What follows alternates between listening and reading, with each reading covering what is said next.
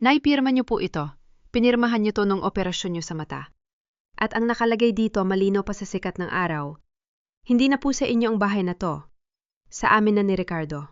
Ang boses ni Marites ay hindi man lang nanginig. Malamig ito, matigas, at walang bahid ng pag-aalinlangan. Para itong isang matalim na balisong na dahan-dahang bumaon sa dibdib ni Rosita, sa mismong gitna ng ingay at saya ng pagdiriwang. Sa paligid nila, ang bakuran ng kanilang ancestral house sa Pampanga ay puno ng mga bisita, amoy ng masarap na sisig at kare-kare at ang makukulay na banderitas na sumasayaw sa ihip ng hangin. Pero para kay Rosita, biglang tumigil ang mundo. Ang lahat ng kulay ay naglaho, at ang tanging natira ay ang puting papel na hawak ng kanyang ministrang manugang. Ano, Marites? Anong klasing biro yan? Pilit na tawa ni Rosita habang nanginginig ang kanyang mga kamay na nakahawak sa laylayan ng kanyang bagong bili na Filipiniana. Ricardo anak, sabihin mo sa asawa mo na hindi ito ang tamang oras para sa ganyang laro. Maraming taong nakatingin. Tumingin si Rosita sa kanyang panganay na anak. Si Ricardo, ang lalaking itinuring niyang tagumpay ng kanyang buhay. Ang anak na iginapang niya sa pag-aaral sa pamamagitan ng paglalako ng kakanin at paglalabas sa ibang tao noong mamatay ang kanyang asawa. Ngunit si Ricardo ay hindi makatingin ng diretsyo. Nakayuko ito, pinaglalaruan ng baso ng alak sa kanyang kamay. Tila mas interesado sa yelo kaysa sa luha ng kanyang ina. Nay, pasensya na po, bulong ni Ricardo. Ang boses ay halos hindi marinig sa ilalim ng ingay ng mga usisero. Kailangan lang namin ng puhunan para sa malaking proyekto. Ang sabi ng bangko, kailangan ng collateral. At ang bahay na ito lang ang tanging paraan. Collateral? Pero ito ang bahay ng tatay nyo. Dito kayo lumaki. Dito ko kayo itinaguyod. Ang boses ni Rosita ay nagsimulang tumaas, puno ng pait. Ang mga kapitbahay na kanina ay masayang kumakain ay unti-unti nang tumatahimik. Ang kanilang mga mata ay nakatuon na sa gitna ng entablado kung saan ang reyna ng tahanan ay dahan-dahang hinuhubaran ng korona. Nay, wag na po kayong mag-eskandalo! Singit ni Marites, sabay hila sa braso ni Rosita patungo sa gilid, palayo sa maraming tao. Huwag nyo nang ipahiya ang sarili nyo sa harap ng mga bisita. Nakahanda na ang gamit nyo. Di sasakyan naghihintay sa labas. Dadalhin kayo sa isang lugar kung saan mas maalagaan kayo. Isang tahimik na retirement home sa labas ng bayan. Parang binuhusan ng kumukulong tubig si Rosita. Retirement home? Na yun din? Sa araw na ito kung kailan ipinagmamalaki niya sa lahat na ang kanyang anak ay isang matagumpay na kontraktor na aayusin ang kanilang tahanan? Ngayon lang niya naintindihan ng lahat. Ang selebrasyong ito, ang lechon, ang mga bisita, hindi ito selebrasyon ng bagong simula ng bahay. Ito ay isang send-off party. Isang huling hapunan bago siya itapon na parang basurang wala ng silbi. Pirma ko? Bulong ni Rosita. Naalala ang araw na dinala siya ni Ricardo sa klinika para sa kanyang operasyon sa cataract. Nung araw na halos wala akong makita, nung sinabi mong kailangan ko lang pumirma para sa gamot? Doon mo ba ako dinaya, Ricardo? Doon mo ba ninakaw ang pirma ng nanay mo? Hindi sumagot si Ricardo.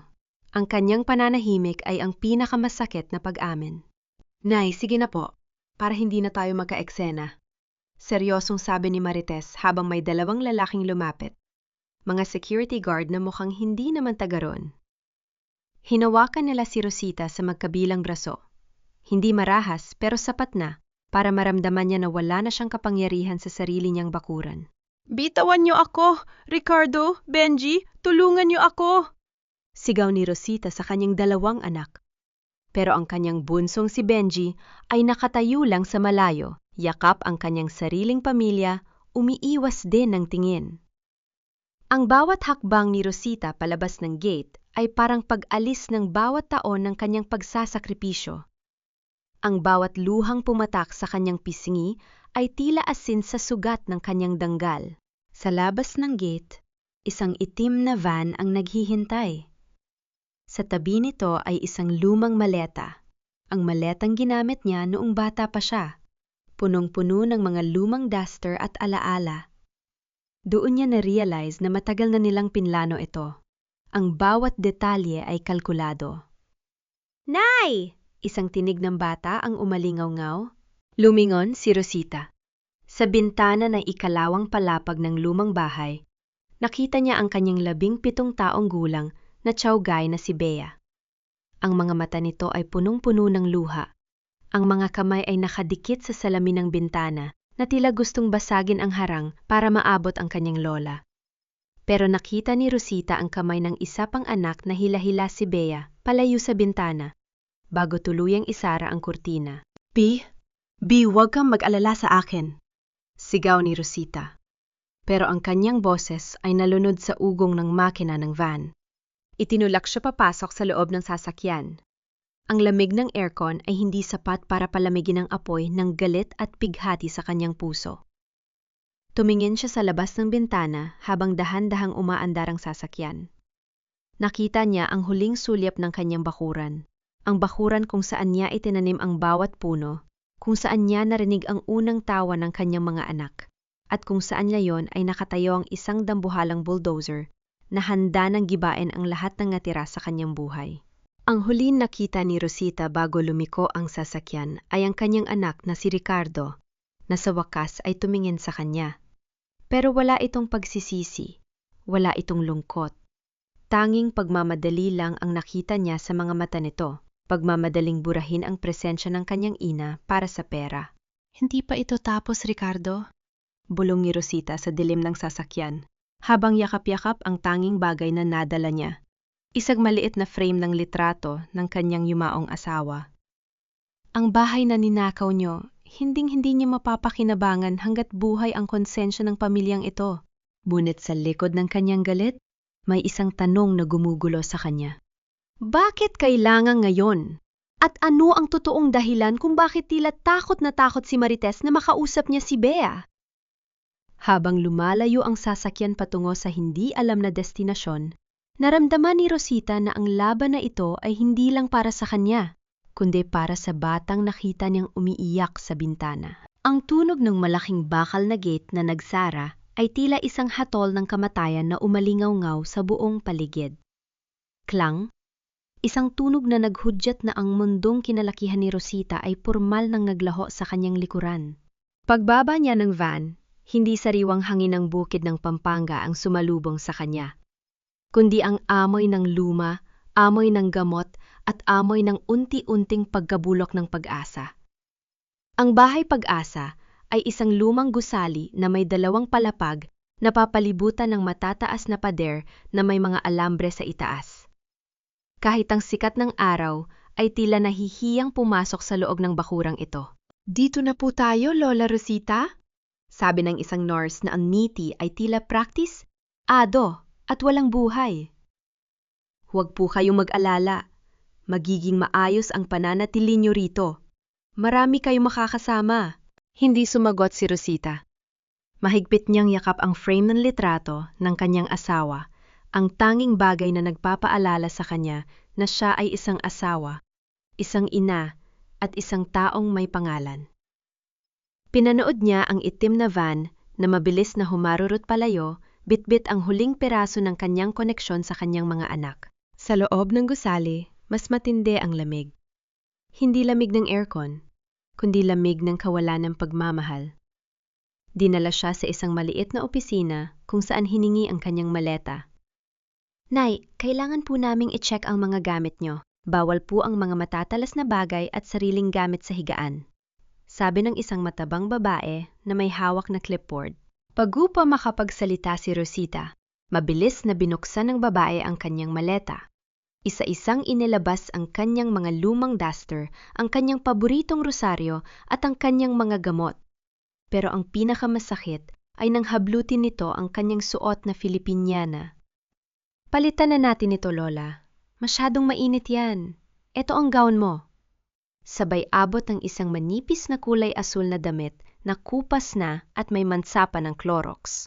Teka, iyang damit na yan? Bigay yan sa akin ni Bea. Mahinang reklamo ni Rosita. Pero parang hangin lang siya. Sa loob ng 10 minuto, ang kanyang dignidad ay dahan-dahang hinubad sa kanya. Ang kanyang magandang damit ay pinalitan ng isang unipormeng tilasako at ang kanyang pangalan ay pinalitan ng isang case number 2024-089. Dinala siya sa Ward 4.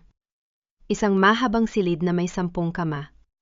Bawat higaan ay may isang matandang nakahiga o nakaupo. Nakatitig sa kisame na parang naghihintay na lang ng pagdating ng dulo. "Nay Rosita, dito ka sa tabi ni Lola Isang," sabi ng nurse bago siya tuluyang iwan.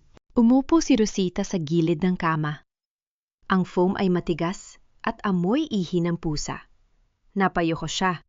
Hindi na napigilan ang pagtulo ng luha. Bakit? Anong kasalanan niya? Ang magmahal ng labis? Ang maniwala sa mga pangako ng kanyang sariling dugo? Huwag mong ubusin ang luha mo ngayon, iha. Marami pang araw na mas masakit kaysa rito. Napatingin si Rosita sa katabing kama. Doon ay nakaupo ang isang matandang babae, payat na payat pero ang mga mata ay matalas pa rin. Nakasuot ito ng salamin na may tali at may hawak na lumang libro. Siya si Lola Isang. "Sino po kayo?" tanong ni Rosita habang pinupunasan ang kanyang pisingi. Isang dating guro na nakalimutan na ng mga estudyante at higit sa lahat, nakalimutan na ng sariling mga anak. Mapait na ngiti ni Lola Isang. "Hulaan ko, sinabi nila sa'yo na pansamantala ka lang dito habang inaayos ang bahay? O kaya naman ay sinabing mas safe ka rito dahil busy sila sa trabaho?" Tumango si Rosita. Lalong bumigat ang kanyang dibdib. "Sabi ni Ricardo, para raw sa akin ito." "Ricardo? Yung contractor na nakabarong kanina?" Tila may naalala si Lola Isang. "Nakita ko siyang kausap ang head nurse bago kanila ipasok dito. May iniabot siyang sobre. Alam mo ba kung anong sabi niya?" Kinabahan si Rosita. "Ano?" "Sabi niya, siguraduhin niyo lang na hindi siya makakatawag sa labas. Masyadong madrama ang matandang yan. Baka kung ano pang ipagsasabi sa mga kapitbahay namin. At ang isa pang bilin, special care package daw. Ibig sabihin, bawal kang bisitahin ng kahit sino nang walang permiso niya. Lalo na ang isang batang nagngangalang Bea." Napatayo si Rosita. "Ano? Bawal akong makita ni Bea? Pero siya lang ang kakampi ko." "Iyan ang laro nila, Rosita," bulong ni Lola Isang habang dahan-dahang lumalapit. "Dinala ka nila rito hindi para alagaan, kundi para itago. Para habang wala ka, malaya silang magiba ng bahay nyo at maibenta ang lupa ng walang kumokontra. Kinuha na nila ang bahay mo, ngayon ay kukunin naman nila ang boses mo." Bago pa makasagot si Rosita, lumapit ang isang nurse na may hawak na tray ng mga tableta. "Time for meds, Lola Rosita. Pamparelax ito para hindi ka masyadong mag-isip." "Ayoko ng gamot. Wala akong sakit," tanggi ni Rosita. Pero ang nurse ay hindi na umiti. Ang kamay nito ay mabilis na humawak sa panga ni Rosita, tila pilit na ibubuka ang kanyang bibig. "Utos po ito ng anak nyo. High stress daw po kayo. Inumin nyo ito o kailangan naming gamitin ang restraints." Nanginginig na tinanggap ni Rosita ang gamot. Nakita niya ang tingin ni Lola Isang, isang tingin na punong-puno ng babala. Mabilis na itinago ni Rosita ang tableta sa ilalim ng kanyang dila. Nagkunwaring nilunok ito bago uminom ng tubig. Nang makaalis ang nurse, iniluwan ni Rosita ang gamot sa ilalim ng kanyang unan. "Matalino ka," sabi ni Lola Isang. "Pero kailangan mong maging mas matalino pa. Kung gusto mong makabalik sa bahay mo at makita ang apo mo, hindi ka dapat maging biktima lang. Dito sa Bahay Pag-asa, ang mga sumusuko ay tuluyan ng nawawala. Pero ang mga lumalaban, sila ang nakakahanap ng daan pa uwi." Kinagabihan, habang ang buong ward ay puno ng tunog ng pag-ubo at mahihinang hikbi, hindi makatulog si Rosita. Pinagmamasdan niya ang maliit na frame ng litrato ng kanyang asawa. Sa dilim, tila may napansin siyang kakaiba. Ang likod ng frame ay may maliit na siwang, tila may nakasoksok na lumang papel sa loob na hindi niya napansin noon. Dahan-dahan niyang binuksan ang likod ng frame. Doon, nakatupi ang isang maliit na resibo mula sa isang safety deposit box sa bangko, na may petsang 10 taon na ang nakakaraan. At sa resibo, may maikling sulat kamay ang kanyang asawa para sa mga babae ng pamilya Santos. Kapag naging sakim ang mga anak natin, hanapin mo ang susi sa ilalim ng altar. Nanlaki ang mga mata ni Rosita. Ang altar sa lumang bahay na binubungkal na ngayon ni Ricardo. Kung hindi siya makakaalis dito, mawawala ang huling baraha na iniwan ng kanyang asawa. Isang araw lang, Rosita. Bulong niya sa sarili habang nakatingin sa rehas ng bintana. Kailangan kong makalabas dito bago pa nila tuluyang matibag ang pundasyon ng ating buhay. Ang bawat umaga sa Bahay Pag-asa ay nagsisimula sa tunog ng isang malakas na kampanilya na tila nang gigising sa mga kaluluwang matagal na ring gustong mamahinga. Para kay Rosita, ang bawat pagmulat ng kanyang mga mata ay isang panibagong pakikipagbuno sa pait ng katotohanan. Maingat niyang sinalat ang ilalim ng kanyang unan. Tinitiyak na naroon pa rin ang maliit na resibong iniwan ng kanyang asawa. Iyon na lamang ang tanging piraso ng pag-asa na hawak niya sa gitna ng malamig at mapanglaw na ward na ito. Habang nakapila para sa rasyon ng matabang na lugaw, hindi mawala sa isip ni Rosita ang mga pangyayari bago siya mapadpad dito. Ang bawat detalye ay tila isang pelikulang paulit-ulit na naglalaro sa kanyang isipan. Ngunit sa pagkakataong ito, mas malinaw na ang lahat. Tumingin siya sa kanyang mga kamay. Ang mga kamay na dati ay mabilis humawak ng sandok at magtanim ng mga halaman. Nuit na yon ay nanginginig na sa tindi ng sama ng loob. Naalala niya ang araw ng kanyang operasyon sa katarata noong nakaraang buwan. Si Ricardo, ang panganay niyang anak, ay napakalambing ng araw na yon.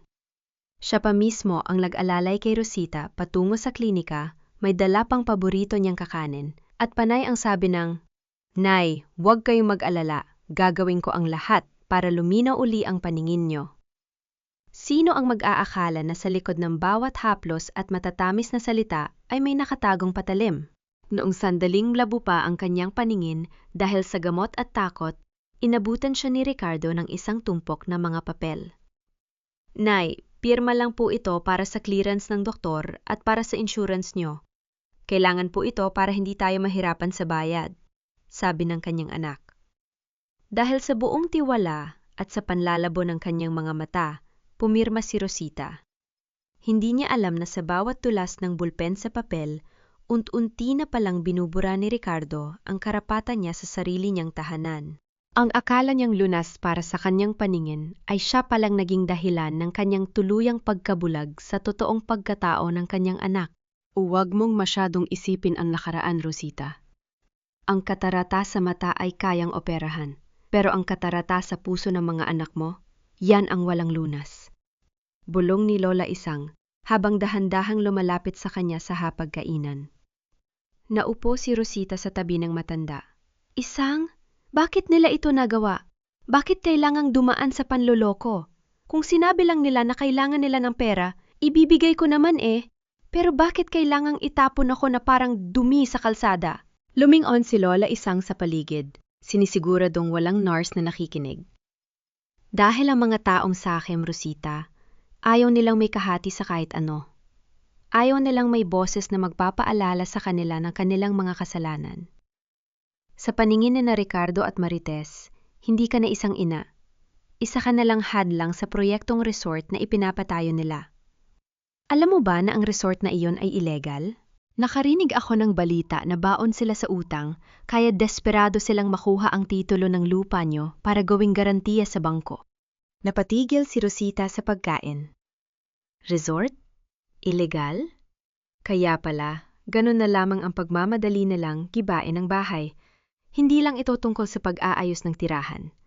Ito ay tungkol sa isagsugal kung saan siya ang ginawang pusta nang hindi niya nalalaman. Kailangan kong makausap si Bea. Determinadong sabi ni Rosita. Kailangan kong malaman kung nahanap na nila ang susi sa ilalim ng altar. Mahirap ang gusto mo, sagot ni Lola Isang. Nakita mo ba ang nurse na si Susan? Yan ang mata at taingan ni Marites dito.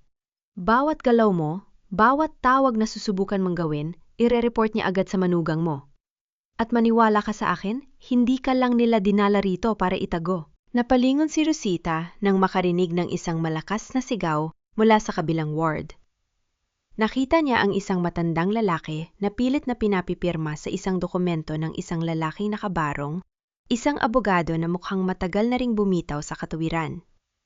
Ang matanda ay umiiyak, nanginginig ang kamay, ngunit ang nurse ay hawak-hawak ang braso nito para hindi makagalaw. Isang malamig na kilabot ang dumaloy sa gulugod ni Rosita. Doon niya naintindihan ang sinasabi ni Lola Isang. Ang Bahay Pag-asa ay hindi lamang bodega ng mga kinalimutang magulang. Ito ay isang pabrika ng mga dokumento kung saan ang mga matatandang wala ng laban ay pinipilit pirmahan ang kanilang sariling kamatayan o ang huling piraso ng kanilang kayamanan. Rosita, makinig ka sa akin ng mabuti, muling bulong ni Lola Isang. Ang boses ay puno ng babala. Masyado kang naging vocal sa paghanap sa apo mo. Kaninang umaga, narinig ko si Susan na may kausap sa telpo, no ililipat ka na nila. Bukas na bukas din, dadalhin ka sa isang mechanical facility sa kabilang bayan. Isang lugar kung saan wala nang makakahanap sa iyo. Doon, ang mga pasyente ay palaging tulog dahil sa gamot. Hindi ka na makakaangal pa kapag dinala nila ang mga papeles na gusto nilang pirmahan mo para sa resort. Nabitawan ni Rosita ang kanyang kutsara. Ang tunog nito sa plastik na mesa ay tila isang hudyat ng simula ng kanyang pagtakas. Bakit nila ako ililipat? Wala akong sakit sa isip. Dahil kailangan nilang masigurado na bago matapos ang linggong ito, tuluyan ng maibebenta ang lupain nyo ng walang kuskus balungos. At ikaw, Rosita, ikaw ang huling ebidensya ng kanilang pandaraya. Hanggat nakakapagsalita ka, hanggat gising ang diwa mo, banta ka sa kanila. Biglang lumapit ang nurse na si Susan.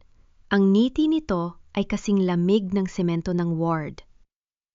Lola Rosita, mukhang hindi ka pa nakakain ng gamot mo, ha? At bakit panay ang bulungan niyo riyan ni Isang? Alam niyo namang bawal ang mga sikretong usapan dito. Hinarap ni Rosita ang nurse. Pilit na itinatago ang takot sa kanyang mga mata. Nag-uusap lang kami tungkol sa mga apo namin. May masama ba ron? Tiningnan siya ni Susan mula ulo hanggang paa. Mabuti pang mag-empak ka na, Lola. May magandang balita ang anak mo. Ililipat ka sa isang premium na pasilidad bukas. Mas marami silang gamit doon para sa mga matatandang may ulyanin na. Nang makaalis ang nurse, naramdaman ni Rosita ang tindi ng kaba sa kanyang dibdib. Bukas. Mayroon na lamang siyang ilang oras bago siya tuluyang mawala sa mapa. Tumingin siya kay Lola Isang, na ngayon ay may iniabot na maliit na hairpin sa kanya. Gamitin mo ito para buksan ang cabinet sa dulo ng hall mamayang gabi. Doon nila itinatago ang mga cellphone na kinumpiska sa atin, sabi ni Lola Isang. Pero mag-ingat ka, Rosita. Isang pagkakamali mo lang, at ang Bahay Pag-asa ang huling lugar na makikita mo bago ka nila tuluyang burahin sa mundo. Napahawak si Rosita sa litrato ng kanyang asawa sa loob ng kanyang bulsa. Ang katarata sa kanyang mga mata ay wala na. At ngayon, sa unang pagkakataon, nakikita na niya ang tunay na muka ng digma ang kinakaharap niya. Hindi lang ito tungkol sa bahay. Ito ay tungkol sa kanyang buhay. Sa kinabukasan ni Bea, at sa katarungang matagal nang ipinagkait sa kanila ng sarili niyang dugo. Ang gabi sa Bahay Pag-asa ay kasing tahimik ng isang libingan. Ngunit sa loob ng Ward 4, ang bawat hininga ni Rosita ay puno ng kaba. Ang hawak niyang hairpin mula kay Lola Isang ay tila kasing bigat ng isang susi sa langit. Alam niyang ito na ang huling pagkakataon niya. Bukas, sa pagdating ng puting van na susundo sa kanya patungo sa mechanical facility, tuluyan na siyang mabubura sa buhay ng kanyang mga mahal sa buhay. Dahan-dahan siyang bumangon mula sa kanyang kama. Ang bawat langit-ngit ng lumang foam ay tila isang malakas na sigaw sa kanyang pandinig. Tiningnan niya si Lola Isang na tumango lang ng bahagya habang nagkukunwaring natutulog. Sa dulo ng madilim na hall, ang tanging liwanag ay mula sa maliit na bumbilya sa tapat ng istasyon ng mga nurse. Gumapang si Rosita sa anino ng mga pader. Ang kanyang mga paa, na dati ay mabilis tumakbo sa mga pilapil ng Pampanga, ngayon ay tila naninigas sa lamig ng semento. Nang marating niya ang cabinet kung saan itinatago ang mga kinumpiskang gamit, Naramdaman niya ang pang-ininig ng kanyang mga daliri. Isinaksak niya ang hairpin sa lock, gaya ng itinuro ni Lola Isang. Sa bawat pihit, parang tumitigil ang tibok ng kanyang puso. Click! Bumukas ang pinto ng cabinet. Ngunit bago pa man siya makakilos, isang anino ang tumakbo patungo sa kanya mula sa dilim. Lola Rosita? Anong ginagawa niyo rito? Napapikit si Rosita sa takot. Inakala niyang si Susan na ang nakahuli sa kanya. Pero nang imulat niya ang kanyang mga mata, nakita niya ang batang mukha ni Karen, ang bunsong nurse sa pasilidad na laging tahimik at umiiwas sa gulo. Karen? Pakiusap? Huwag mo akong isumbong. Bulong ni Rosita. Ang boses ay puno ng pagsusumamo. Kailangan ko lang makuha ang gamit ko. Ililipat na nila ako bukas. Ito na lang ang pag-asa ko. Tumingin si Karen sa paligid, tinitiyak na walang ibang nakakakita. Sa halip na tawagin ang mga gwardiya, lumapit siya kay Rosita at hinawakan ang kamay nito. Lola, alam ko ang ginagawa nila. Kanina pa ako naghahanap ng pagkakataon para makausap kayo. Mula sa ilalim ng kanyang uniforme, inilabas ni Karen ang isang maliit at kinalawang na kahon na gawa sa lata. Isang lumang kahon ng biskwit na balot ng plastik. Ito po ang ipinagbili ng tatay ko bago siya namatay. Sabi niya, ibigay ko raw ito sa inyo kapag dumating ang oras na wala na kayong matakbuhan.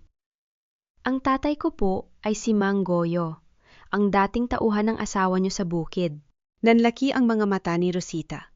Si Mang Goyo ang tapat na kaibigan ng kanyang asawa na tinulungan nila nung ospital ang asawa nito. Isang malalim na utang na loob ang nag-uugnay sa kanilang pamilya na hindi kailanman nabura ng panahon. Dinala ito ni tatay sa bangko noon. Pero bago siya mawala, kinuha niya ito at itinago sa amin. Sabi niya, darating ang araw na pagtataksilan kayo ng sarili niyo ring dugo. Bulong ni Karen habang iniaabot ang kahon. Tumakas na kayo, Lola. Bukas ng madaling araw, bubuksan ko ang pinto sa gilid ng laundry room. Huwag kayong lilingon. Bumalik si Rosita sa kanyang kama. Yakap ang kinalawang na kahon sa ilalim ng kanyang duster. Sa gitna ng bilim, kasama si Lola Isang na nagbabantay, dahan-dahan niyang binuksan ang lata. Ang unang sumalubong sa kanya ay ang amoy. Ang amoy ng lumang tabako at tuyong dahon ng laurel. Iyon ang amoy ng kanyang asawa. Isang amoy na tila humahaplos sa kanyang pisngi at nagsasabing, Rosita, narito lang ako. Hindi niya napigilang mapaluha. Sa gitna ng mundong kinalimutan siya, ang kanyang yumaong asawa ay nagawa pa ring protektahan siya mula sa kabilang buhay. Sa loob ng kahon ay may mga lumang sulat, isang maliit na susi na may ukit na letrang S at isang makapal na dokumento na may selyo ng gobyerno. Inayos ni Lola Isang ang kanyang salamin at binasa ang unang pahina sa ilalim ng malamlam na liwanag ng flashlight na gawa sa cellphone. Rosita, hindi ito basta titulo ng lupa. Bulong ni Lola Isang. Ang boses ay puno ng gulat. Ito ay isang trust agreement. Ang bahay niyo sa Pampanga, hindi ito iniwan ng asawa mo sa mga anak niyo. Nakalagay dito na ang ari-arian ay protektado ng isang educational trust fund para sa lahat ng mga babaeng santos na susunod sa inyo. Ibig sabihin, hanggat may apo kayong babae na nag-aaral, walang sinumang pwedeng magbenta o magiba ng bahay na yon. Napatigil ang paghinga ni Rosita. Ang kanyang asawa, na palaging tahimik at parang walang pakialam sa mga papeles, ay matagal na palang kapita ang kasakiman ni Ricardo at Benji. Alam nito ang kulturang macho ng pamilya, kung saan ang mga anak na lalaki ang laging nasusunod habang ang mga babae ay isinasantabi. Kaya ginawa nitong proteksyon ang bahay para sa mga tiyawgay, kay Bea at sa mga susunod pa sa kanya. Ang ibig sabihin nito, sabi ni Rosita, ang kanyang boses ay naging matibay. Ang paggiba nila sa bahay na yon, ang pagtatayo ng resort ni Marites, lahat yon ay illegal. Nilalabag nila ang huling habilin ng tatay nila. Higit pa roon, Rosita, dagdag ni Lola Isang. Nakalagay dito na kapag nagtangka ang mga anak nyo na ibenta o sirain ang bahay, ang buong karapatan sa lupa ay otomatikong lilipat sa pinakamatandang apo na babae, kay Bea. Si Bea ang tunay na may-ari ng bahay ngayon, hindi sina Ricardo. Naramdaman ni Rosita ang mabilis na pagtibok ng kanyang puso. Ito na ang sandata niya. Ngunit kasabay nito ang takot. Kaya pala ganun na lamang ang pagtrato ni Marites kay Bea. Kaya pala kailangan siyang ilayo at itago dahil kapag nalaman ni Bea ang katotohanan, mawawala ang lahat ng pinaplano ng kanyang mga magulang. Biglang may narinig silang mabibigat na yapak sa labas ng ward. Ang liwanag ng flashlight ay tumama sa pinto. "Sino yan? Lola Rosita, bakit gising ka pa?" Ang boses ni Susan. Mabilis na itinago ni Rosita ang kahon sa ilalim ng higaan ni Lola Isang, habang siya ay mabilis na nagkumot at nagkunwaring natutulog. Pumasok si Susan sa ward, ang mga mata ay tila naghahanap ng anumang mali. Huminto ito sa tapat ng kama ni Rosita. Tinitigan ang kanyang likuan ng ilang segundo na tila isang maninila. "Siguraduhin mo matutulog ka na, matanda?" bulong ni Susan. Ang tinig ay puno ng panunuya. "Dahil bukas, hinding-hindi mo nagugustuhing magising sa bagong lugar na pupuntahan mo." Nang lumabas ang nurse, nanginginig na humarap si Rosita kay Lola Isang. Alam nilang dalawa na wala na silang oras. Ang di inaasahang pamana ng kanyang asawa ay hindi magkakaroon ng silbi kung mananatili siyang bilanggo. "Kailangan nating makaalis dito bago magmadaling araw," sabi ni Rosita. Ang kanyang mga mata ay nag-aapoy na sa determinasyon. "Dahil sa gabing ito, titigil na ang pagiging biktima ko. Kung kailangang gibain ko ang mga pader ng Bahay Pag-asa para mailigtas si Bea, gagawin ko." Ang katarata sa kanyang puso ay tuluyan ng natanggal. Hindi na siya ang matandang lola na madaling lokohin. Siya na si Rosita Santos, ang tagapangalaga ng danggal ng kanilang pamilya. At ang bagyong paparating sa Pampanga ay walang-wala sa tindi ng galit na dala niya. Ang bawat segundo sa loob ng madilim na Ward 4 ay tila isang patak ng asidong tumutunog sa isipan ni Rosita. 3:00 na ng madaling araw. Sa labas, ang langit ay nagsisimula ng magkulay-abo, isang babala na ang oras ng kanyang paglipat ay malapit na. Maingat niyang binalot ang kinalawang na lata ni Manggoyo sa loob ng isang lumang tuwalya at itinali ito sa kanyang baywang, sa ilalim ng kanyang kupas na gown. "Rosita, kailangan mo ng kumilos," bulong ni Lola Isang. Nakabangon na rin ang matanda. Ang kanyang mga mata ay puno ng determinasyon kahit na nanginginig ang kanyang mga tuhod. "Isang, sumama ka na sa akin. Hindi kita kayang iwan dito." Pagsusumamo ni Rosita habang hinahawakan ang malamig na kamay ng kaibigan. Umiling si Lola Isang. Isang mapait na ngiti ang sumilay sa kanyang labi. "Hindi ko na kaya ang tumakbo, Rosita. Ang mga binti ko ay pagod na, pero ang diwa ko ay sasama sa iyo. Ako ang magsisilbing harang dito. Kapag dumating si Susan, gagawa ako ng ingay. Magwawala ako para hindi ka nila agad mapansin. Gawin mo ito para sa atin. Gawin mo ito para kay Bea." Niyakap ng mahigpit ni Rosita si Lola Isang. Isang yakap ng dalawang pusong pinagkaitan ng katarungan. "Hahanapin kita, Isang. Pang-ako babalikan kita kapag maayos na ang lahat." Sa huling pagkakataon, sumulyap si Rosita sa bintana bago dahan-dahang lumabas ng ward. Ang hallway ay kasing tahimik ng isang kabaong. Ang tanging naririnig niya ay ang kanyang sariling hininga at ang mahinang langit-nit ng kanyang tsinel sa semento. Bawat anino sa pader ay tila isang gwardyang nakatitig sa kanya. Nang marating niya ang kanto patungo sa laundry room, bigla siyang napatigil. May narinig siyang boses. "Siguraduhin mong nakareredy na ang van. Ayaw ni Marites ng delay. Gusto niyang bago mag-alas-6, wala na rito ang matanda." Ang boses ni Susan. Malapit lang ito, marahil ay sa nurse station sa kabilang kanto. Mabilis na nagtago si Rosita sa likod ng isang dambuhalang lalagyan ng mga maruruming kumot. Naramdaman niya ang mabilis na pagtibok ng kanyang puso, parang isang tambol na nagbabadyang magbunyag ng kanyang kinaroroonan. Sumilip siya ng bahagya at nakita si Susan na may kausap sa cellphone, nakatalikod ito sa kanya. Ito na ang pagkakataon. Mabilis na lumusot si Rosita patungo sa pinto ng laundry room. Doon, naghihintay ang batang nurse na si Karen. Halos hindi humihinga ang dalaga habang nakahawak sa trangka ng pinto. Nang makita si Rosita, mabilis itong kumilos. Lola, bilis! Binuksan ko na ang gate sa likod kung saan kinukuha ang mga basura, bulong ni Karen. May iniabot siyang maliit na supot kay Rosita. May kaunting pera rito at ilang pirasong tinapay. May dadaan na jeepney sa kanto ng 4:00. Sabihin niyo sa driver na ibaba kayo sa terminal patungong Pampanga.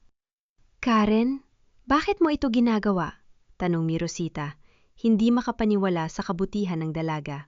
Dahil noong namatay ang tatay ko, ang huling salitang sinabi niya ay, ang pangalan niyo, Lola. Sabi niya kayo lang ang taong hindi tumingin sa amin bilang mga katulong lang, kundi bilang pamilya. Utang na loob ko po ito sa alaala ni tatay. Sa gitna ng kadiliman, lumabas si Rosita sa pinto. Ang malamig na hangin ng madaling araw ay humampas sa kanyang mukha. Para itong isang sampal na gumising sa bawat hibla ng kanyang pagkatao. Ngunit bago pa man siya makalayo, isang malakas na tunog ng sirena ang umalingaw-ngaw sa buong bahay Pag-asa. Woo! Woo! Woo! Lola, takbo! Napansin na nilang wala kayo! Sigaw ni Karen bago mabilis na isara ang pinto para hindi siya madamay. Hindi lumingon si Rosita.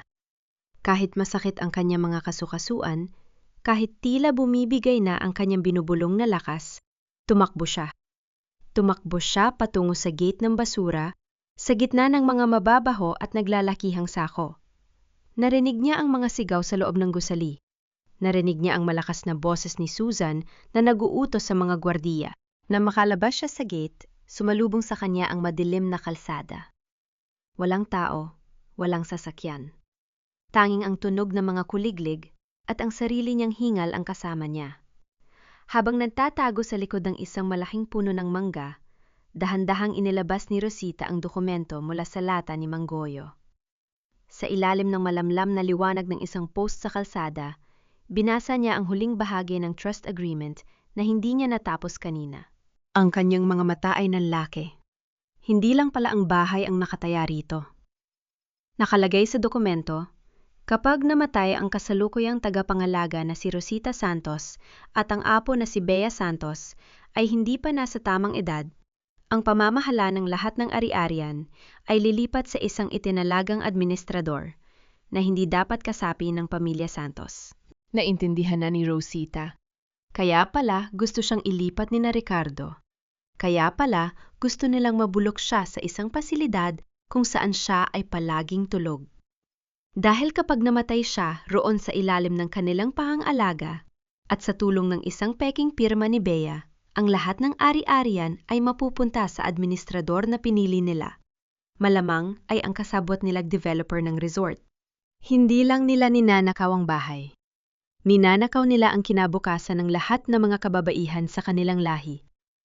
Ricardo, Benji, mga anak ko, bulong ni Rosita, ang boses ay puno ng pait at puot.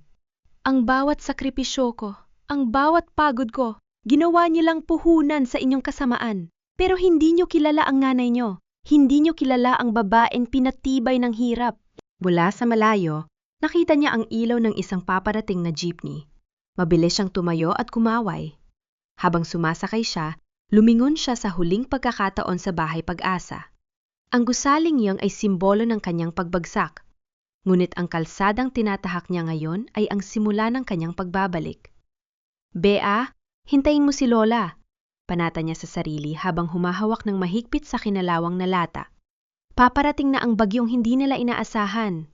Sa loob ng jeepney, habang pinagmamasdan ang nagbabagong kulay ng langit, naramdaman ni Rosita ang tindi ng dangal na muling nabubuhay sa kanyang dibdib. Hindi na siya ang matandang itinatapon. Siya na ang Rosita Santos na haharap sa mga anak na kinalimutan ang kanilang pinagmulan. Ang bawat dagundong ng bulldozer sa labas ng bakuran ay tila isang malakas na pintig ng kaba sa dibdib ni Bea. Sa loob ng kanyang silid sa ikalawang palapag ng kanilang ancestral house sa Pampanga, tanging ang alikabok na pumapasok sa siwang ng pinto ang nagpapaalala sa kanya na unti-unti nang ginigiba ang mundong kinalakihan niya. Ang dati ay masayang bahay na puno ng amoy ng luto ni Lola Rosita ay tila naging isang malamig na bilangguan. "B! Buksan mo itong pinto! Huwag kang mag-inarter yan!" Sigaw ni Marites mula sa labas. Hindi sumagot si B. Nakaupo siya sa sulok ng kanyang kama. Yakap ang kanyang mga tuhod.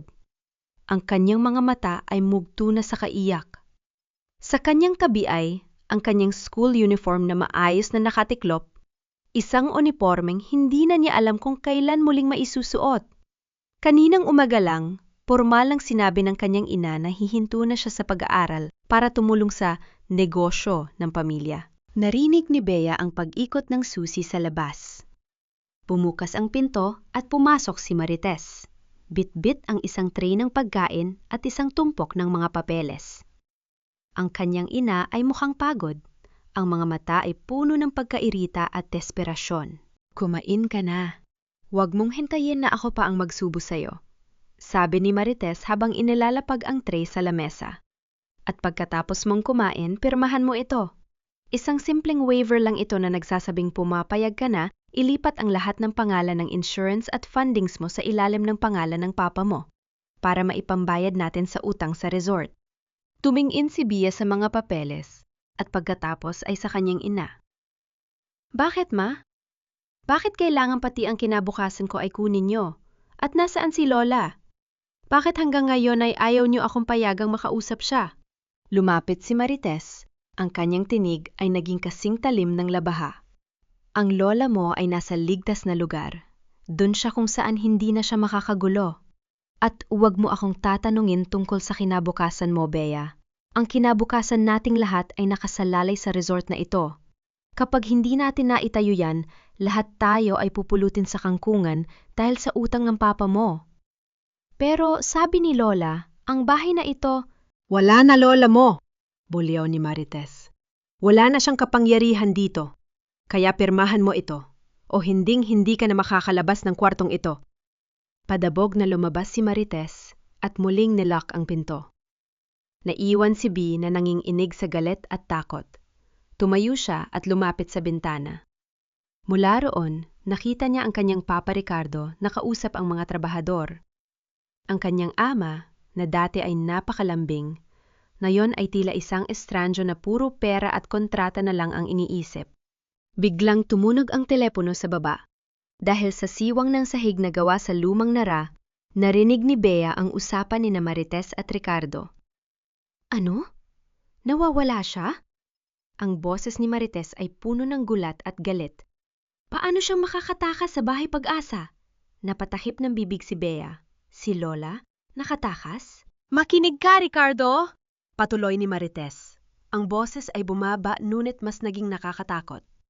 "Kailangang mahanap niyo siya bago siya makarating dito sa bayan. Tawagan mo si Susan. Sabihin mo, kapag nahanap na ang matanda, huwag na siyang ibalik sa bahay Pag-asa. Dalhin siya diretso sa San Rafael Psychiatric Center. Sabihin niyo nagwawala siya at delikado sa sarili niya. Doon sisiguraduhin nilang wala na siyang maalala at hinding-hindi na siya makakapagsalita laban sa atin." Nanginig ang buong pagkatao ni Bea. Psychiatric Center? Gustong mabaliw ng kanyang mga magulang ang kanyang lola para lang hindi ito makasagabal sa kanilang plano. Hindi na lang ito tungkol sa bahay. Ito ay tungkol sa buhay ni Lola Rosita. Naalala ni Bea ang huling sinabi sa kanya ng kanyang lola bago ito puwersahang isakay sa van. "Bea, ang susi ng ating dangal ay nasa ilalim ng altar. Huwag mong hahayaan na makuha nila ito." Tumingin si Bea sa paligid ng kanyang silid.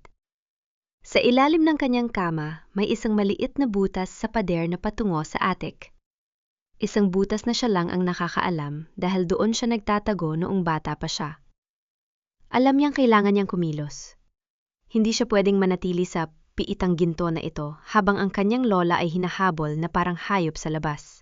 Dahan-dahan siyang gumapang patungo sa butas, bit-bit ang kanyang backpack na naglalaman ng kanyang tanging ebidensya, ang kanyang tablet na naglalaman ng video recording noon gabing nagpa-practice si Ricardo na gayahin ang pirma ni Lola Rosita. Isang video na balak niyang burahin ni Marites, pero nailigtas niya sa cloud storage. "Lola, nasaan ka man? Hintayin mo ako," bulong ni Bea habang pumapasok sa madilim na attic. Sa labas, Ang ulan ay nagsisimula ng pumatak. Isang bagyo ang paparating sa Pampanga, ngunit para kay Bea, ang bagyong iyon ang magsisilbing tabing para sa kanyang pagtakas. Sa bawat yabag ng kanyang paa sa kisame, nadarama niya ang bigat ng obligasyong iniwan sa kanya ng kanyang lolo at lola. Ngunit sa gitna ng kanyang paggapang, narinig niya ang pagbukas ng pinto ng kanyang kwarto sa ibaba. "Bea? Bea, asan ka?" sigaw ni Ricardo.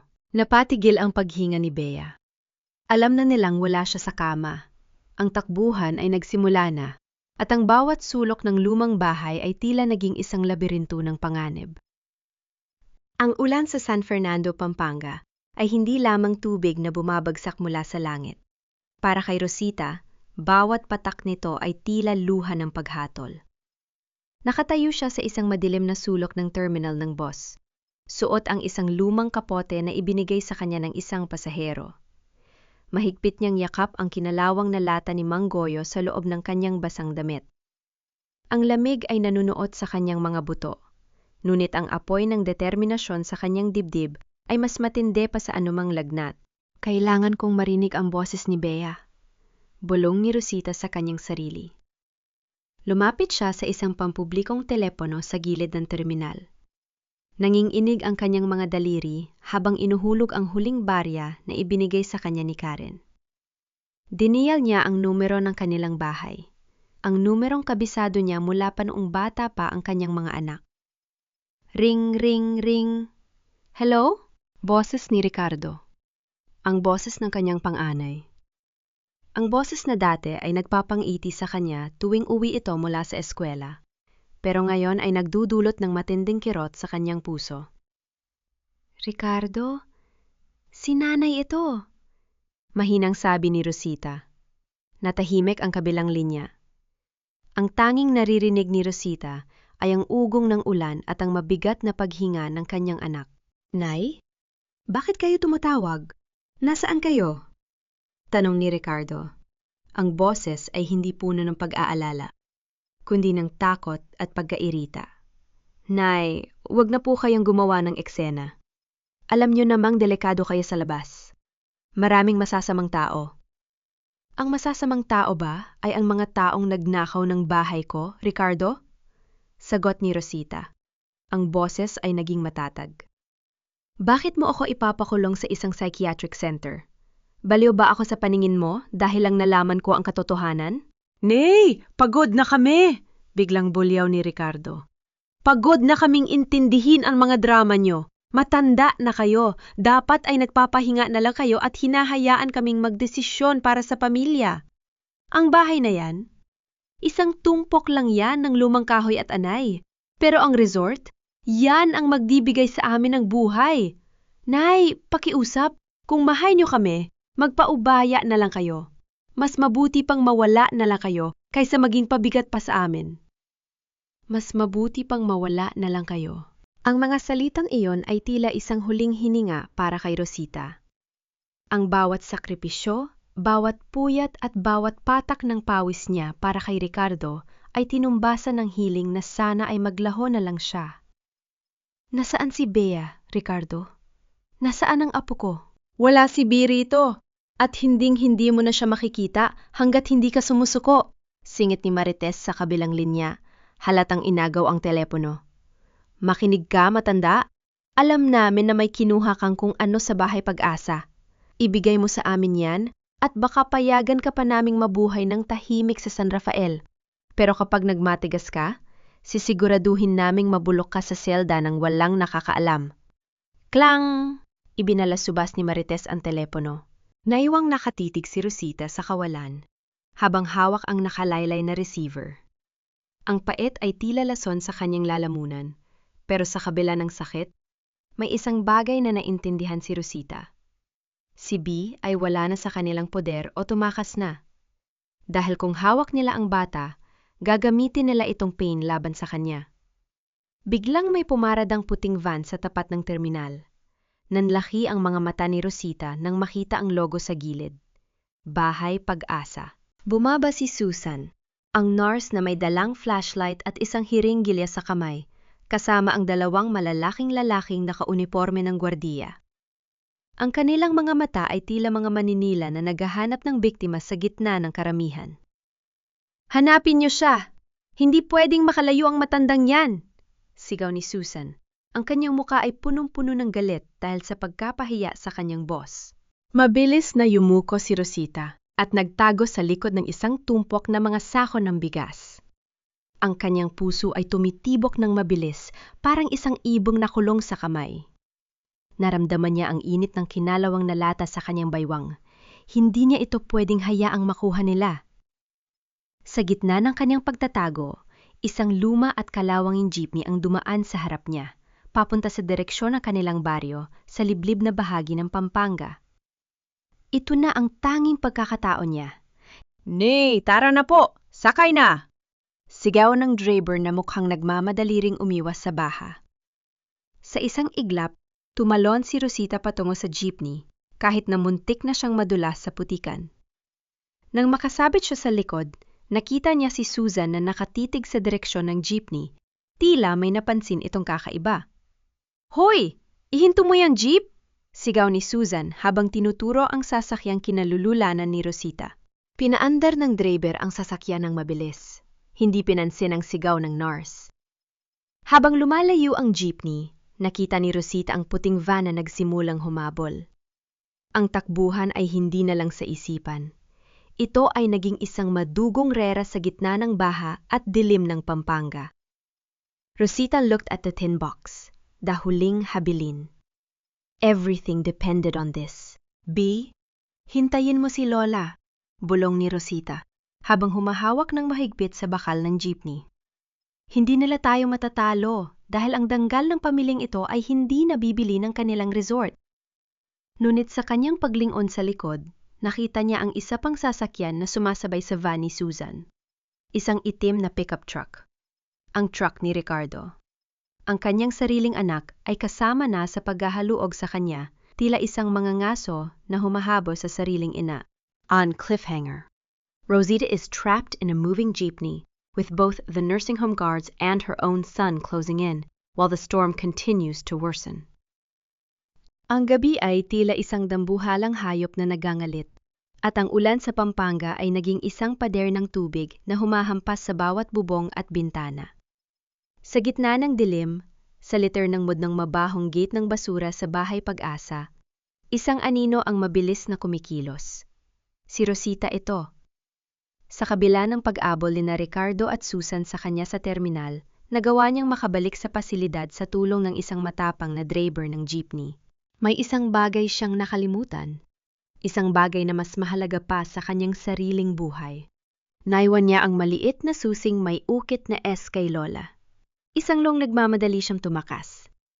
At ang susing iyon ang tanging magbubukas sa altar kung saan nakatago ang ebidensyang wawasak sa resort ni na Marites. "Lola Rosita, akala ko ay nakalayo na kayo." Bulong ni Karen ang nurse nang makita niya si Rosita sa laundry door. Basang-basa ang dalaga at nanginginig sa kaba. "Hindi ko pwedeng iwan si isang Karen. At hindi ko pwedeng iwan ang susi." Sagot ni Rosita. Ang boses ay puno ng determinasyon sa gitna ng bulyaw ng hangin. "Nasaan sila?" "Gulo sa loob, Lola. Galit na galit si Susan dahil sa pagtakas nyo. Pinagbububunot nila ang mga saksakan ng telpono at lalong naging mahigpit sa mga ward. Pero ang mga lola, hindi sila sumusuko." Sa loob ng Ward 4, ang atmosfera ay kasimbigat ng semento. Nakatayo si Susan sa gitna ng silid, may hawak na baton, habang ang dalawang gwardya ay pilit na kinakalkal ang mga higaan ng mga matatanda. "Nasaan ang kinuha ni Rosita? Alam kong alam mo?" sigaw ni Susan, habang marahas na itinutulak ang mga gamit sa lamesa ni Lola Isang. Dahan-dahang tumayo si Lola Isang. Ang kanyang mukha ay maputla, ang kanyang mga kamay ay nanginginig, pero may kakaibang kislap sa kanyang mga mata. Ang kislap ng isang gurong handang magbigay ng huling leksyon. "Ang kinuha ni Rosita ay ang kanyang dangga, Susan," mahinang sabi ni Lola Isang. "Isang bagay na hinding-hindi niyo maiintindihan dahil matagal na ninyong naibenta ang inyong mga kaluluwa." "Ah, matapang ka na ngayon?" Akmang sasampalin ni Susan ang matanda nang bitlang humawak sa dibdib si Lola Isang. Ang kanyang paghinga ay naging mabilis at dahan-dahan siyang bumagsak sa sahig. Aray! Ang puso ko! Susan! Ang puso ko! Hiyal ni Lola Isang. Nataranta ang mga nurse. Ang ibang mga lola sa ward, si Lola Deli, Lola Meli at Lola Barang, ay sabay-sabay na nagsigawan. Tulong! Inaatiki si Isang! Pinapatay nila kami rito! Sigaw ni Lola Deli habang pilit na hinahampas ng kanyang tungkod ang rehas ng kama. Emergency! Tumawag kayo ng ambulansya! Dagdag pa ni Lola Barang habang itinatapon ang kanyang mga baso ng tubig sa sahig upang maging madulas ang daan. Sa gitna ng kaguluhan, mabilis na pumasok si Rosita sa ward sa tulong ni Karen. Habang abala sina Susan sa pag-atake ni Lola Isang, tinaluhan ni Rosita ang kaibigan. Ngunit sa halip na iyak, isang kindat ang isinalubong ni Lola Isang sa kanya. Kunin mo ito, Rosita. Bulong ni Isang, sabay abot ng maliit na susi na nakatago sa loob ng kanyang medyas. Ngayon na, lahat kami ay handang lumabas. Hindi na kami papayag na mabulok dito na parang mga kinalimutang gamit. Dito na nagsimula ang bitdoy, Lola. Ang mga matatandang dati ay tila wala ng lakas ay biglang naging mga sundalo sa dilim. Ginamit nila ang kanilang mga wheelchair para harangan ang pintuan ng opisina ni Susan. Itinapon nila ang mga kumot sa mga CCTV camera. Si Lola Meli, na dati ay hindi makalakad ng maayos, ay siyang nag-spray ng fire extinguisher sa hallway para lumabo ang paningin ng mga gwardiya. Takbo, Rosita! Sagate sa likod! Sigaw ni Lola Isang habang inaalalayan siya ni Deli at Barang. Nagtakbuhan ang mga lola patungo sa laundry exit, para itong isang parada ng mga kinalimutang kaluluwa na ngayon ay muling nabuhay. Ang ulan at hangin ay tila naging kakampi nila, tinatago ang kanilang mga yapak at boses. Nang marating nila ang gate, sumalubong sa kanila ang nakakasilaw na ilaw ng isang sasakyan, isang itim na pickup truck. Bumaba si Ricardo. Ang kanyang muka ay punong-puno ng galit, basang-basa ng ulan, at may hawak na isang malaking wrench. Kasunod niya ang van ni Susan, nakakarating lang din mula sa terminal. Nay! Tama na! Bulyaw ni Ricardo. Huwag niyo nang idamay ang ibang mga matatanda rito. Ibigay niyo sa akin ang susi at ang dokumento at ititigil ko na ito. Humarap si Rosita sa kanyang anak. Sa likod niya, ang grupo ng mga lola ay nakahawak sa isa't isa, bumubuo ng isang barikada ng mga puting buhok at kulubot na balat sa gitna ng bagyo. Ang mga dokumentong ito, Ricardo, ay hindi para sa akin, sigaw ni Rosita. Ang boses ay hindi nayayanig ng hangin. Para ito kay Bea. Para ito sa kinabukasan na pilit niyo ring ninanakaw sa kanya. Kung gusto mong makuha ito, kailangan mo muna kaming sagasaan lahat. Huwag niyo akong subukan, Nay. Akmang lalapit si Ricardo nang biglang lumabas si Bea mula sa likod ng isang puno ng saging sa labas ng gate. Basang-basa rin ng bata, duguduan ang mga tuhod dahil sa pagtalon sa attic, pero hawak-hawak niya ang kanyang tablet. Papa, itigil mo yan! Sigaw ni B. Napanood ko lahat. Alam ko ang ginagawa niyo ni Mama. Ipinadala ko na ang video sa social media at sa pulis bago pa mamatay ang signal. Kung sasaktan mo si Lola, mas lalo ka lang mabubulok sa kulungan. Napatigil si Ricardo. Ang wrench sa kanyang kamay ay dahan-dahang bumaba. Ang kanyang muka ay napalitan ng tindi ng pagkapahiya at takot. Ang hiya na pilit niyang itinago sa likod ng pera ay tuluyan ng sumabog sa kanyang harapan. Ngunit si Susan, na desperadong makuha ang mga matatanda, ay sumigaw sa mga gwardiya. Hulihin sila! Huwag kayong makinig sa bata! Ang cliffhanger, ang mga gwardiya ay susugod na sa grupo ng mga lola, habang si Ricardo ay nakatayo sa gitna. Hati ang loob kung kakampi sa kanyang ina at anak o sa kanyang sakim na asawa at sa resort na unt-unti nang gumuho sa kanyang paningin.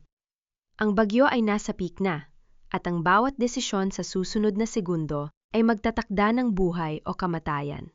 Ang bawat kidlat na gumuguhit sa langit ng Pampanga ay tila isang matalim na liwanag na naglalantad sa pagkabulok ng pamilyang Santos. Sa gitna ng gate, ang tensyon ay kasing tindi ng paparating na bagyo. Ang mga gwardiya ay nagdadalawang isip, hawak ang kanilang mga baton, habang si Ricardo ay mukhang nawawala sa sarili. Ang kanyang pangarap na resort ay nagiging bangungot na lamang. Hulihin sila! Ulit na sigaw ni Susan, ang kanyang boses ay paos sa galit. Ngunit sa pagkakataong ito, si Ricardo ang humarang sa kanila. Tumigil kayo! Sigaw niya sa mga gwardiya. Ang kanyang mga mata ay nakapaho kay Bea. Ang kanyang anak, ang batang minsang naging dahilan ng kanyang pagkayod sa trabaho, at nayon ay ang tanging nakakakita sa kanyang katapusan. Bea, anak, ibigay mo sa akin ang tablet na yan. Hayaan mo akong ayusin ang lahat. Pakiusap ni Ricardo, ang boses ay naging malambot, halos isang bulong. Hindi na po pa, sagot ni Bea. Ang kanyang boses ay matigas, punong-puno ng pagkadismaya. Hindi niyo po inayos ang lahat. Mas lalo niyo lang pong ginulo ang buhay namin ni Lola. Akala niyo po ba hindi ko alam? Kayo po ang nag-utos na ilipat si Lola sa psychiatric center para hindi siya makapagsampa ng kaso kapag giniba niyo ang bahay. Kayo po ang nag-utos na nakawin ang pirma niya. Ang bawat salita ni Bea ay tila isang sampal sa mukha ni Ricardo. Ang paligid ay mabalot ng katahimikan. Tanging ang tunog ng ulan ang maririnig. Ang mga kapitbahay na unti-unting lumalabas mula sa kanilang mga bahay ay nakikinig na. Ang hiya, ang kahihiyan, ay tuluyan ng bumalot sa pangalan ng kanilang pamilya. At ikaw, Ma? Baling ni Bea kay Marites, nakakarating lang mula sa loob ng bahay. Mukhang gulat na gulat sa mga nangyayari. Sabi niyo po, para sa kinabukasan ko ang lahat ng ito? Pero kinulong niyo ako. Hindi niyo ako pinapapasok.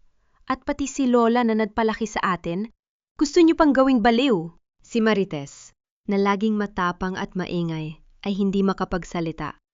Ang kanyang mga mata ay naniningkit, naghahanap ng paraan para bumaliktad ang sitwasyon. Bea, nakikinig ka sa mga maling impormasyon? Ang lola mo, may sakit siya sa isip, delikado siya. Hindi ako baliw, Marites, sigaw ni Rosita. Lumapit siya sa harapan ng kanyang apo. Ako ang ina ng asawa mo, at ako ang nagmamay-ari ng lupang tinatayon mo ng resort mo. Ang lahat ng ebidensya ay nasa akin na. Sa isang mabilis na kilos, sinubukan ni Susan na hablutin ang kinalawang na lata mula sa baywang ni Rosita. Akin na yan.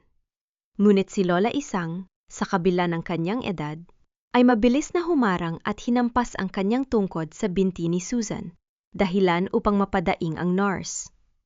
Ang mga iba pang lola ay sabay-sabay na nagtulungan, humahawi sa mga gwardiya habang sumisigaw ng, "Tulong! Magnanakaw!"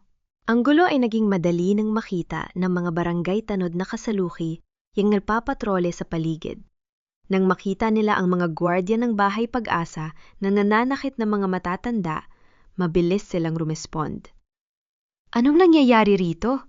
Bulyaw ng kapitan ng barangay na kararating lang. Kapitan!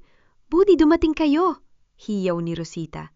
Ito ang mga taong gumagawa ng illegal na transaksyon at nagkukulton sa mga matatanda para makuha ang kanilang mga ari-arian. Sa harap ng kapitan at ng mga pulis na rumesponde, tuluyang gumuho ang plano ni Ricardo at Marites.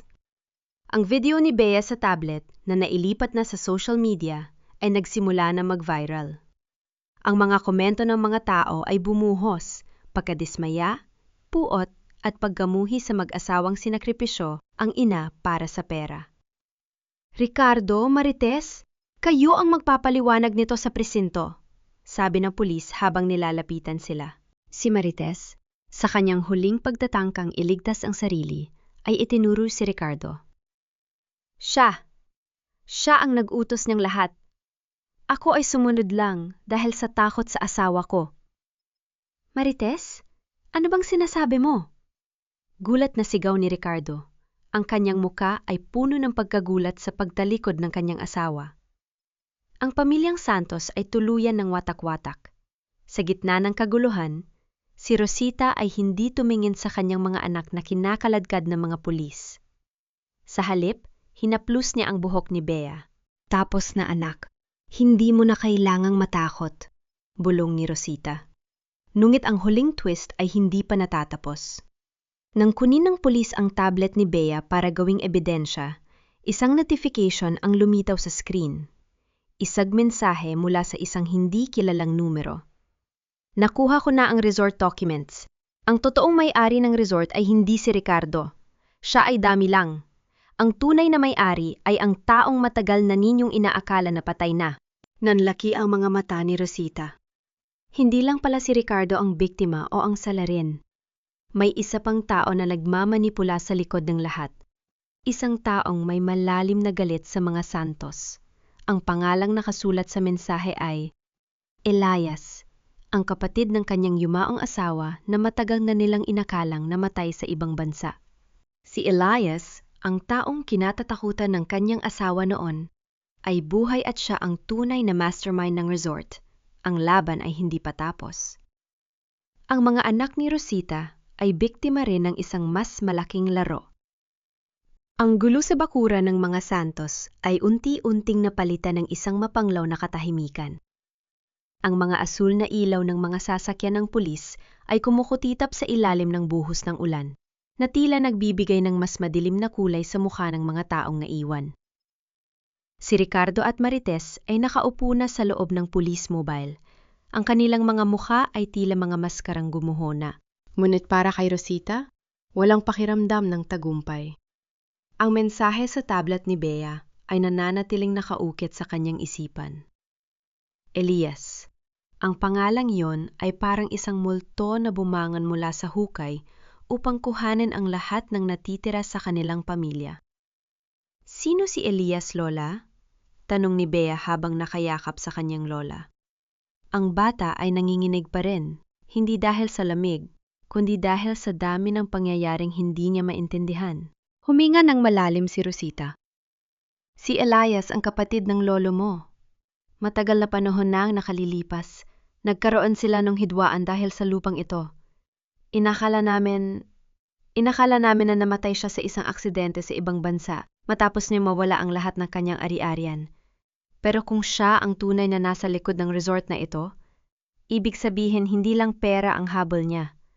Gusto niyang ubusin ang pangalang Santos. Habang nag-uusap sila, isang mamahaling itim na sasakyan ang dahan-dahang pumarada sa harap ng gate. Bumukas ang pinto at lumabas ang isang lalaking may edad na, nakasuot ng disente, may tungkod na yari sa kahoy na kamagong. Siya ay si Elias. Ang kanyang mukha ay puno ng mga kunot, ngunit ang kanyang mga mata ay nananatiling matalim at puno ng hinanakit. Rosita! Bati ng lalaki. Ang boses ay parang kalawang na nagkikiskisan. Ang tagal na nating hindi nagkita. Mukhang inayos mo ang gulo na ginawa ng mga hangal mong anak. Napaharap si Rosita sa kanya. Ang kanyang mga paa, na ilang oras lang ang nakakalipas, ay handang makipaglaban sa kamatayan, ay nanatiling matatag. Elias, akala namin ipatay ka na. Sagot ni Rosita. Gusto niyo lang naman na maging patay ako, hindi ba? Tawa ni Elias. Ang asawa mo? Ang lolo ni Bea? Siya ang nag-utos na burahin ang pangalan ko sa lahat ng dokumento ng pamilyang ito. Inagaw niya ang minana ko. Inagaw niya ang lahat. Kaya ginamit ko ang mga anak mo. Pinadali ko ang kanilang pagbagsak. Ginawa ko silang mga hayo para ipakita sa mundo na ang mga santos ay hindi karapat-dapat sa lupang ito. Kaya pala, bulong ni Rosita, habang nanginginig sa galit. Kaya pala hinayaan mong malubog sa utang si Ricardo. Gusto mo silang maging instrumento ng sarili mong paghihigante? At nagtagumpay ako! Sigaw ni Elias. Ang kanyang boses ay umalingaw-ngaw sa gabi. Tingnan mo ang mga anak mo, Rosita. Ang mga taong inalagaan mo ng buong buhay ay ngayon ay mga kriminal na. Ang bahay na ito, gibagin mo na. Wala na itong halaga para sa akin dahil winasa ko na ang danggal na sana ay pinoprotektahan mo. Isang sandali ng katahimikan ang bumalot sa buong lugar. Ang bawat salita ni Elias ay isang matulis na patalim sa puso ni Rosita. Pero sa halip na sumuko, isang kakaibang ngiti ang sumilay sa labi ni Rosita. Elias? Sabi ni Rosita. Lumapit siya ng kaunti sa lalaki. Ang pagkakamali mo ay ang isiping ang danggal ay nasa lupa, sa bahay o sa perang pinag-aagawan niyo. Ang danggal ng pamilyang ito ay wala sa mga materyal na bagay na winasak mo. Kinuha ni Rosita ang kinalawang na lata at itinapon ito sa paa ni Elias. Ang mga dokumentong nasa loob nito ay ang tunay na pagkilala sa mga anak ko at ang tunay na katotohanan tungkol sa kung bakit itinaboy ka ng lolo ni Bea. Hindi dahil sa lupain, kundi dahil sa iyong sariling kasamaan. Binasa ko ang logbook ng asawa ko.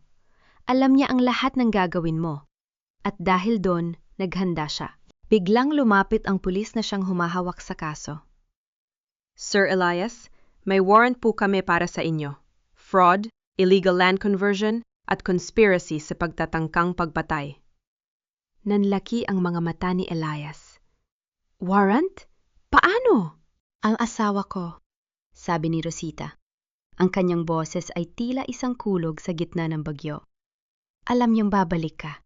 Matagal na siyang nagsumite ng mga ebidensya sa mga awtoridad bago pa siya pumanaw, na may kondisyon na bubuksan lamang kung may mangyayaring krimen na may kinalaman sa pangalan ng pamilyang Santos. Elias, hindi mo winasak ang pamilya namin. Winasak mo ang sarili mo sa pagpili ng put sa halip na pagbabago. Habang kinakaladkad si Elias ng mga pulis, ang matanda ay sumisigaw, nagmura at naggangalit. Ngunit wala na siyang magagawa. Ang kanyang 30 taon na pagpaplano ay gumuho sa isang gabi. Si Bea, na nakayakap pa rin sa kanyang lola, ay tiningnan ang mga pulis na nagdadala sa kanyang mga magulang at sa kanyang tiyuhin. Ito ang pinakamabigat na gabi sa kanyang buhay. Ngunit sa unang pagkakataon, naramdaman niya ang relief. Lola, bulong ni Bea. Tapos na po ba talaga? Tumingin si Rosita sa kanyang apo, at pagkatapos ay sa kanilang ancestral house na ngayon ay nakatayo pa rin, bagamat may mga lamat at sira. Hindi pa tapos ang lahat, Dea. Pero sa pagkakataong ito, tayo na ang magsusulat ng susunod na pahina ng ating buhay. At hinding-hindi na natin hahayaang ibang tao ang humawak ng ating bulpen. Ang ulan ay tumigil na. Sa silangan, ang liwanag ng bukang liwayway ay nagsisimulang sumilip. Binibigyan ng bagong kulay ang lupain ng mga Santos. Ang bagyo ay lumipas na, at ang natira na lamang ay ang katotohanang mas matibay pa sa anumang pader. 6 na buwan ang lumipas mula ng gabing gumuho ang lahat ng kasinungalingan sa Pampanga. Ang ancestral house na dati ay halos gibain para sa isang ilegal na resort ay nakatayo pa rin. Hindi na ito kasing kinang ng dati. May mga bahagi ng dingding na bakbak ang pintura at ang mga bintana ay hindi na kasing bago, ngunit ang bawat sulok nito ay puno na ngayon ng buhay at tawa. Ang bakuran, na dati ay naging saksi sa shinyok, kahihiyan na dinanas ni Rosita, ay puno na ngayon ng mga bulaklak.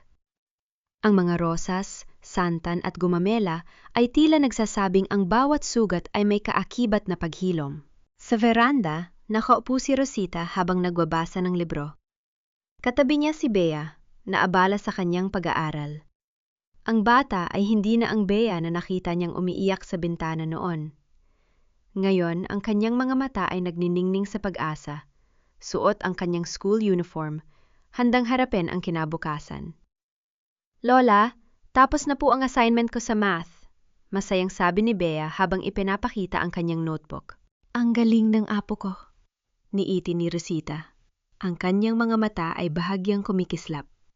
Sa kabila ng lahat ng nangyari, ang mga mata niyang dati ay malabo. Ngayon ay nakakakita ng malinaw sa tunay na halaga ng buhay. Sa labas ng gate, huminto ang isang taxi. Bumaba si Lola Isang. Bit-bit ang isang maliit na bag. Matapos ang ilang buwang rehabilitasyon at pag-aayos ng mga dokumento, ang Bahay Pag-asa ay tuluyan ng ipinasara ng gobyerno dahil sa mga krimen ni Susan at ng mga kasabwat nito. Ngayon, ang ancestral house ay nagsisilbi na ring pansamantalang tirahan para sa mga matatandang walang matuluyan. Rosita! Ang ganda ng mga tanim mo, ah! Tawag ni Lola Isang habang pilit na naglalakad papasok. Isang! Buti naman at nakarating ka! Masayang sinalubong ni Rosita ang kaibigan. Ang dalawang matanda ay nagyakapan, isang pagtitipon ng dalawang taong natuto kung paano lumaban para sa kanilang danggal. Sa kabilang banda ng bakuran, Si Mario at Benji, ang mga anak ni Rosita, ay abala sa pag-aayos ng kisame ng bahay. Wala na ang kanilang kayabangan. Wala na ang kanilang mga suot na mamahaling relo o barong. Sila ay mga ordinaryang trabahador na nagbabayad sa kanilang mga pagkakamali sa pamamagitan ng pag-aayos sa bahay na sinubukan nilang nakawin. Sina Ricardo at Marites naman ay nakakulong pa rin, naghihintay ng hatol ng batas. Ang kanilang kasakiman ay nagbunga ng rehas at kahihiyan. Paminsan-minsan, bumibisita si Rosita sa bilangguan. Hindi para magbigay ng pagkain o pera, kundi para paalalahanan ang kanyang mga anak na ang pamilya ay hindi nakatayo sa pera, kundi sa katotohanan at respeto. Ang pagpapatawad ay hindi ibinibigay dahil sa sila ay anak, kundi dahil sa pagkilala nila sa kanilang nagawang mali. Nay, salamat po sa pagbisita, huling sinabi ni Ricardo sa huling pagbisita ni Rosita. Sa unang pagkakataon, ang kanyang boses ay walang halong pera. Hindi ko po inaasahan na babalik pa kayo rito. Ricardo, kahit ano ang gawin nyo, nanay nyo pa rin ako, sagot ni Rosita. Pero huwag kayong umasang magiging madali ang lahat. Ang bawat lamat sa bahay na yon ay paalala ng pagkukulang nyo. Kailangan nyo itong ayusin, hindi lang ang bahay, kundi pati na ang sarili nyo. Ngayong hapon, habang lumulubog ang araw sa Pampanga, inilabas ni Rosita ang lumang lata ni Manggoyo at ibinaon ito sa ilalim ng kanilang paboritong puno ng mangga. Ang mga lihim, ang mga sakit, at ang mga alaala ng kasakiman ni Elias ay nakabaon na roon kasabay ng lupa. Tapos na, Bea, bulong ni Rosita sa kanyang apo habang nakatingin sa papalubog na araw. Ang pamilyang ito ay hindi na muling mabubuwag dahil ngayon alam na natin na ang tunay na kayamanan ay hindi sa loob ng bahay, kundi sa kung paano natin tratuhin ang bawat isa. Ang hangin ay umiihip ng marahan, tila isang haplos ng kanyang yumaong asawa. Ang bahay na ito, na dati ay naging piitan, ay muling naging tahanan. At sa gitna ng mga bulaklak sa bakuran, natagpuan ni Rosita ang pinakamahalagang bagay sa lahat. Ang kanyang sarili.